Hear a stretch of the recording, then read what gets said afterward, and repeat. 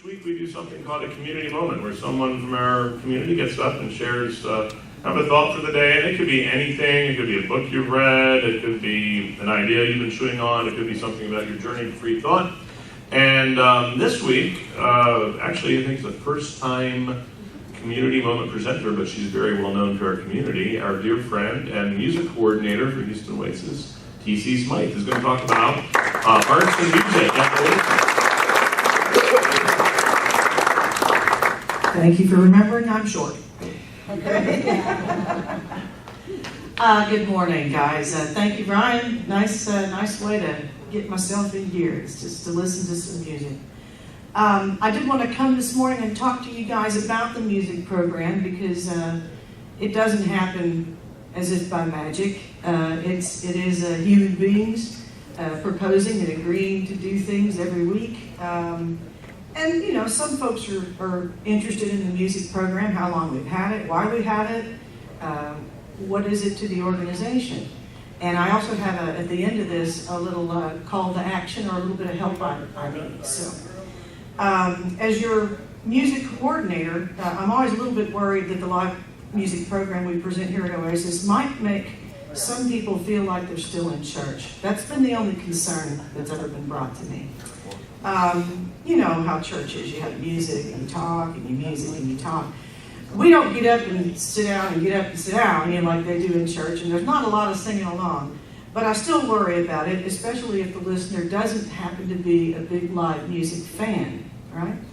But I also hear this format, this sort of alternating talk music thing on the radio. I hear it on TV, morning cable shows, even the Colbert Report goes back and forth between talk and music. And it works as a format because it makes people pay attention.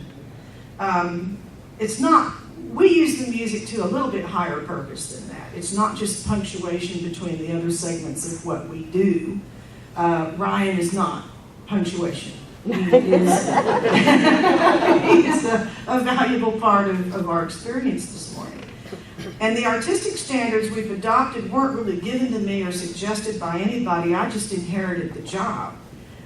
When I select the artists, I allow them a lot of latitude with regard to what genre they're going to play, what their lyrics are going to be. And because of that, they're a lot more entertaining than your typical worship band, you know, at a church. If the artist knows about our topic in advance, he can actually see if he has any selections that are relevant to what we're talking about. That makes it even better. Let me think here. Oh, I'm getting ahead of myself. All right. The only guidance that I give them is basically just, if they happen to be a believer, and some of them have been, just leave Jesus in the parking lot. He'll be there when you get back. and we just don't do the metaphysical thing and the references to, you know, miracles and angels and all that stuff. But there's lots of music out there that we can consume. In fact, there's probably more secular music out there than there is non-secular music out there. So it's really not that high of a hill to climb. And unlike most 501c3s and churches, we actually pay our artists. And we get a different one every week. We don't have the same band all the time, right? I consider that a positive thing. And when we support this diversity, we're supporting the whole creative process of learning and writing music. And it's a demonstration of their human need to write and create it and our human need to consume it. The fact that we pay them demonstrates that Oasis values the art as well as the artist. And that fits in really well with my personal commitment to offer a living wage to the artists who live here in town. There is no minimum wage for musicians. I don't think you know that. Some places they play, people assume they get paid when really they're just playing for tips. And that's true. I've been a musician for 15 years, and I can tell you, guarantees are hard to come by. And when you're in a restaurant and you're having a plate of fungili, and the guy's over there picking, don't assume he gets a paycheck. He probably doesn't. So treat them at least as well as you would a small furry animal and give them a tip. I'm grateful to you guys for allowing part of your budget to fund the musicians, because it's a humanist victory that 10% of our performers so far have been homeless, 70% of them have been full-time musicians, 12% of them are underpaid at the day job they have. 8% are financially okay, they're just really talented, you know. So it's been a win-win for everybody who's come into the program, and us too, as an audience. Now, I got to know Mike when I was, playing at the Hops House with Smythe and Taylor, and one of our friends in common asked if Smythe and Taylor might want to play at the place he was, working at before. And I said, wow, I would bring in some new people to play for him and do all the booking for free if I could just pick a few dates of my own. Because places don't have a budget for a booking agent, and I just wanted to play myself, so I did. I was already booking 3 other farmers markets in the area, so there was no skin off my nose to extend it to another place. And it turned out to be so much fun that I felt bad about taking the money they did offer because it felt like a conflict of interest.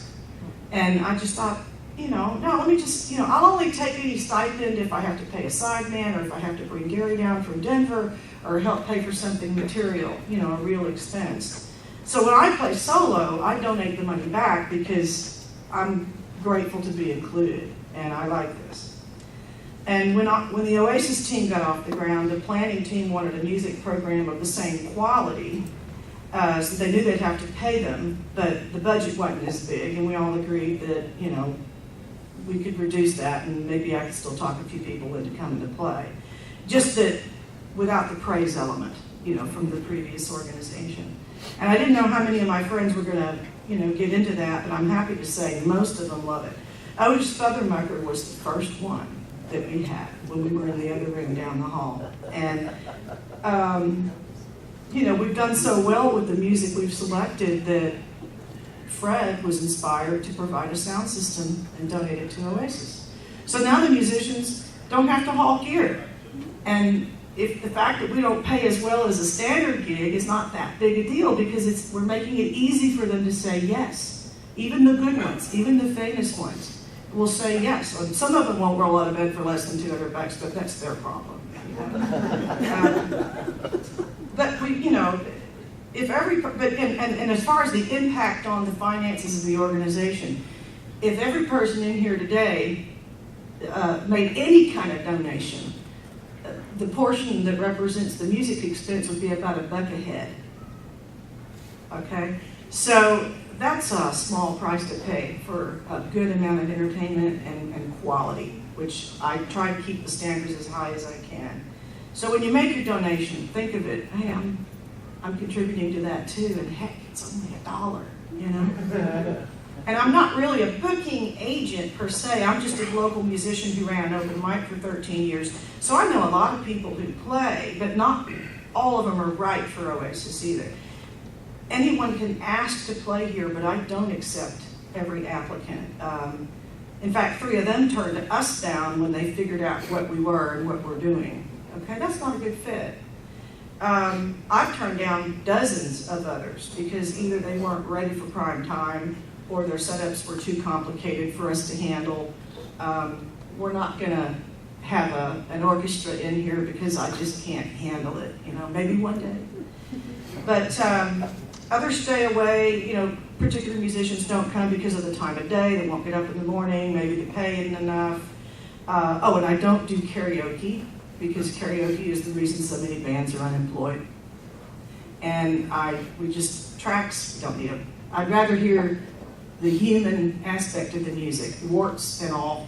I mean, I really do. If they make a mistake, I've done it, drop lyrics. That's part of the human experience. That's part of what we are. And I also get a lot of performers from the farmers markets that I already book, but the best ones have come from referrals from you guys. Remember Chenoa Farrell?